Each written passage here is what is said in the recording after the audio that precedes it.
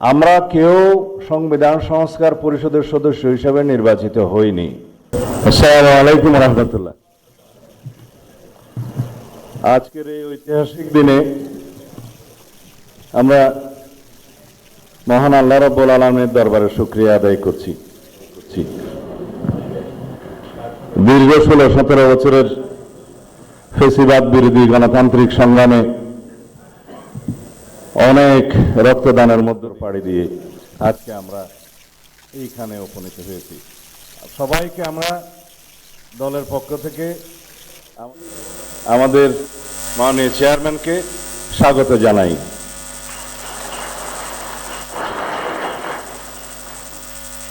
এই শপথ গ্রহণ অনুষ্ঠানে একটু পরে প্রধান নির্বাচন কমিশনার জাতীয় সংসদের সদস্য হিসেবে আপনাদের শপথ পাঠ পরিচালনা করবেন। সংবিধান অনুযায়ী 148 আর্টিকেল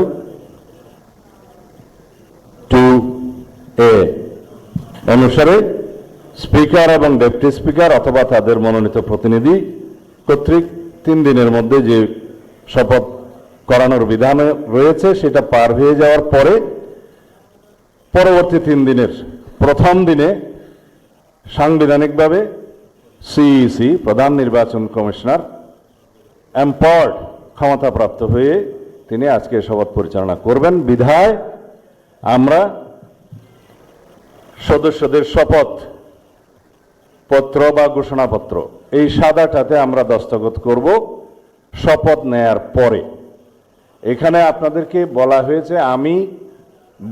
জায়গায় নিজের নাম লিখবেন এবং এখানে সংসদ সদস্যদের আসন, জাতীয় নাম্বার এবং জেলার নাম্বার। সাপোজ আমার নাম্বার হচ্ছে 294 কক্সবাজার 1, সেটা লিখতে হবে। এখানে নিচে আছে নির্বাচনী এলাকার নম্বর, স্বাক্ষর এই জায়গায়।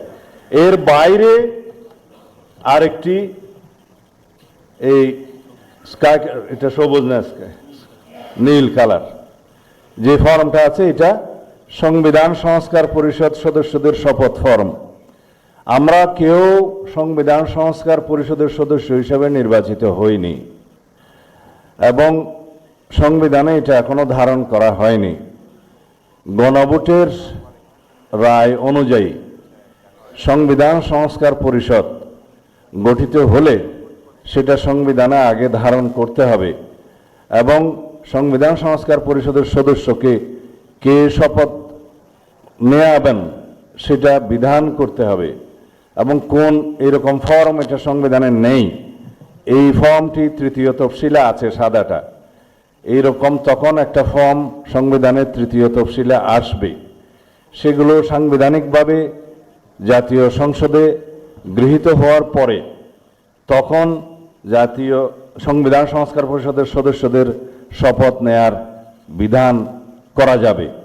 বিধায় আমরা এখন সাংবিধানিকভাবে এই পর্যন্ত আমরা এসেছি, আমরা সংবিধান মেনে এই পর্যন্ত চলছি এবং আশা করি সামনের দিনেও চলব। আমি মাননীয় চেয়ারম্যানের নির্দেশে ওনার উপস্থিতিতে আপনাদেরকে এই আমাদের দলীয় সিদ্ধান্তটা জানালাম। ধন্যবাদ সবাইকে।